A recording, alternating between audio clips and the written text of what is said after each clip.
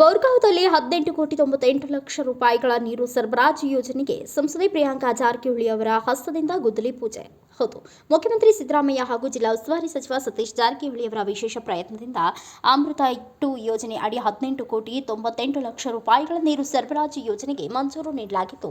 ಈ ಯೋಜನೆಯಿಂದ ಬೋರ್ಗಾಂವ್ ಪಟ್ಟಣದ ಜನತೆಗೆ 24 ಗಂಟೆಗಳ ಕಾಲ ಶುದ್ಧ ಕುಡಿಯುವ ನೀರು ಸರಬರಾಜು ಆಗಲಿದೆ ಎಂದು ಚಿಕ್ಕೋಡಿ ಲೋಕಸಭಾ ಸದಸ್ಯೆ ಪ್ರಿಯಾಂಕಾ ಜಾರಕಿಹೊಳಿ ಹೇಳಿದರು. ಅವರು ನಿಪ್ಪಾಣಿ ತಾಲೂಕಿನ ಬೋರ್ಗಾಂವ್ ಪಟ್ಟಣದಲ್ಲಿ ಕುಡಿಯುವ ನೀರು ಸರಬರಾಜು ಕಾಮಗಾರಿಗೆ ಭೂಮಿ ಪೂಜೆ ನೆರವೇರಿಸಿ ಮಾತನಾಡಿ, ಗಡಿಭಾಗದಲ್ಲಿ ರಾಜ್ಯ ಸರ್ಕಾರ ನಾನಾ ಯೋಜನೆಗಳನ್ನು ಜಾರಿಗೆ ತರಲು ಶ್ರಮಿಸುತ್ತಿದೆ. ಇನ್ನು 10 ಹಲವು ಕಾರ್ಯಕ್ರಮಗಳನ್ನು ಹಮ್ಮಿಕೊಂಡು ಅಭಿವೃದ್ಧಿ ಮಾಡಲಾಗುವುದು ಎಂದರು.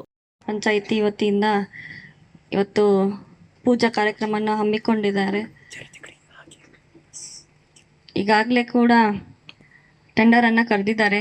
ಇನ್ನೇನು ಕಾಮಗಾರಿಯನ್ನು ಚಾಲನೆ ಮಾಡಬೇಕಾಗಿದೆ.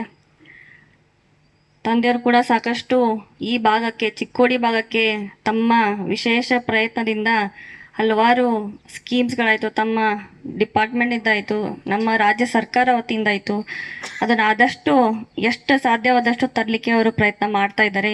ಈ ಭಾಗಕ್ಕೆ ಸಾಕಷ್ಟು ಕೊರತೆ ಇದ್ದಂಗೆ ಕಾಣ್ತಾ ಇದೆ. ಸೊ ಅದಕ್ಕಾಗಿ ಏನು ಕೆಲಸಗಳನ್ನು ನಾವು ಪ್ರಾಮಿಸ್ ಮಾಡಿದ್ವಿ ನಮ್ಮ ಕ್ಯಾಂಪೇನಲ್ಲಿ, ಈಗಾಗಲೇ ತಾವೆಲ್ಲರೂ ಕಣ್ಮುಂದೆ ನೋಡ್ಬೋದು. ಸೊ ಅದಕ್ಕಾಗಿ ಅವರು ಕೂಡ ಹಲವಾರು ಮುಂದಿನ ನಿರ್ಮಾಣಗಳಲ್ಲಿ ವಿಶೇಷ ಸ್ಕೀಮ್ಸ್ಗಳನ್ನು ಈ ಭಾಗಕ್ಕೆ ಇಟ್ಟಿದ್ದಾರೆ. ನಾವು ಕೂಡ ಉತ್ತಮ್ ಪಾಟೀಲ್ ಸರ್ ಅವರು ಕೂಡ ತಮ್ಮ ಲೆಟರ್ನ ಕೊಟ್ಟಿದ್ದು ನಾವು ಈಗಾಗಲೇ ಮಿನಿಸ್ಟರ್ಗಳಿಗೆ ಕಳಿಸಿದ್ದೀವಿ ನಮ್ಮ ಲೆಟರ್ ವತಿಯಿಂದ. ಸೊ ಅದಕ್ಕಾಗಿ ಕಳಿಸಿದ್ದೀವಿ. ಮತ್ತೆ ಕೂಡ ತಮ್ಮದೇನಾದರೂ ಇದ್ದರೆ ತಾವೆಲ್ಲರೂ ನಮಗೆ ಕಳಿಸ್ಬೋದು. ನಾವು ವಿಶೇಷ ಪ್ರಯತ್ನ ಮಾಡ್ತೀವಿ ಈ ಭಾಗಕ್ಕೆ, ಯಾಕಂದರೆ ಬೌಂಡ್ರಿ ಇರೋದ್ರಿಂದ ಸಾಕಷ್ಟು ನಮ್ಗೆ ಕೂಡ ಪ್ರಯತ್ನ ಮಾಡ್ತೀವಿ. ಸಾಕಷ್ಟು ಸ್ಕೀಮ್ಸ್ಗಳನ್ನು ನಾವು 5 वर्षात बहाळಷ್ಟು ಕೆಲಸ म्युनिसिपालिटी माध्यमातून ನಾವು ಮಾಡಿದ್ದು.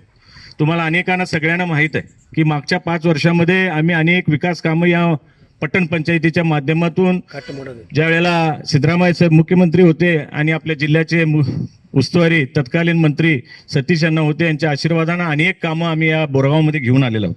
आज सुद्धा त्यांच्या आशीर्वादाने अनेक कामं आम्ही या पट्टण पंचायतीच्या माध्यमातून आज बोरगाव वासियांसाठी या ठिकाणी करत आहे.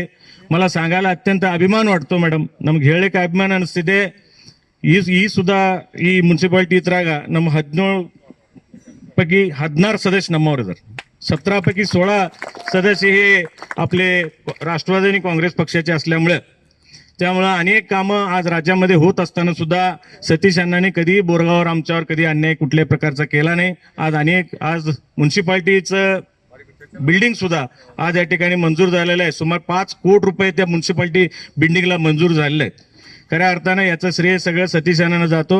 मागच्या काळामध्ये सुद्धा आम्ही ज्या वेळेला पाठपुरावा केला त्यावेळेला सतीश अण्णांनी फार आम्हाला त्या ठिकाणी मदत केली आणि आज ते कामाला रूपास आलेलं आहे.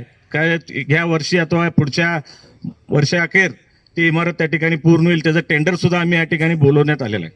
अशा अनेक योजना आज म्युन्सिपाल्टीच्या माध्यमातून आम्ही लोकांसाठी करत आहोत. या सगळे कार्य करत असताना सरकारचं सुद्धा सहकार्याची भूमिका आवश्यक असते.